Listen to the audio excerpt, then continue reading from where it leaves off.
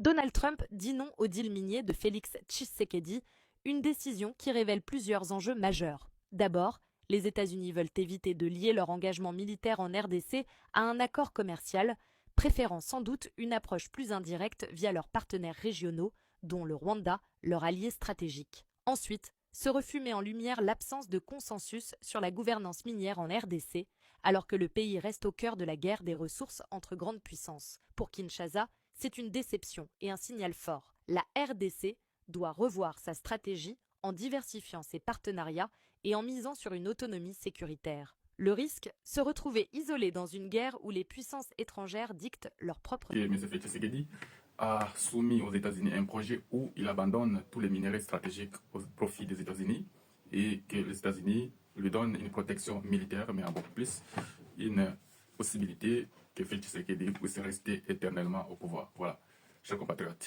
il y a beaucoup de concepts dans cette hypothèse. Premièrement, les États-Unis, nous avons suivi que les États-Unis a dit non à ces partenariats. Pourquoi? Parce que les États-Unis veulent tout simplement éviter que son engagement militaire soit lié à un accord commercial. Et puis, en rapport de ça, il préfère son allié stratégique dans la zone des Grands Lacs, qui est le Rwanda. Et deuxièmement, il y a plusieurs enjeux derrière ces accords-là, derrière cette hypothèse. C'est-à-dire que les États-Unis remarquent qu'il y a un manque de consensus dans la gestion globale des minerais stratégiques de la République démocratique du Congo.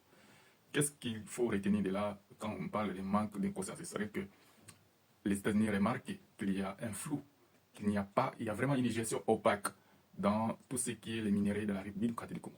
Elle ne veut pas se tremper dans une histoire qui est déjà floue. Voilà pourquoi on dit ici qu'il y a un manque de consensus, donc absence de clarité, absence de bonne gestion, de bonne gouvernance. Voilà. Donc les États-Unis.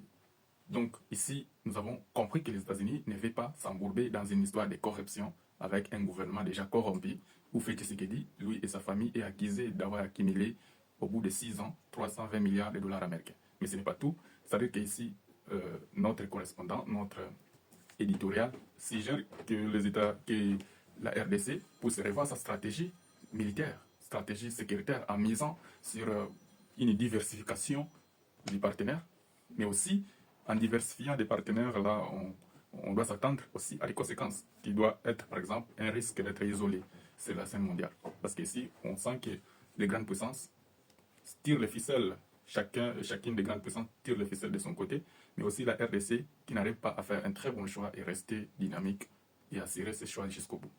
Voilà pourquoi j'ai fait le point sur cette décision de Donald Trump d'éviter les deals pour pérenniser un incompétent, un voleur au pouvoir. Merci, chers compatriotes. Au prochain numéro.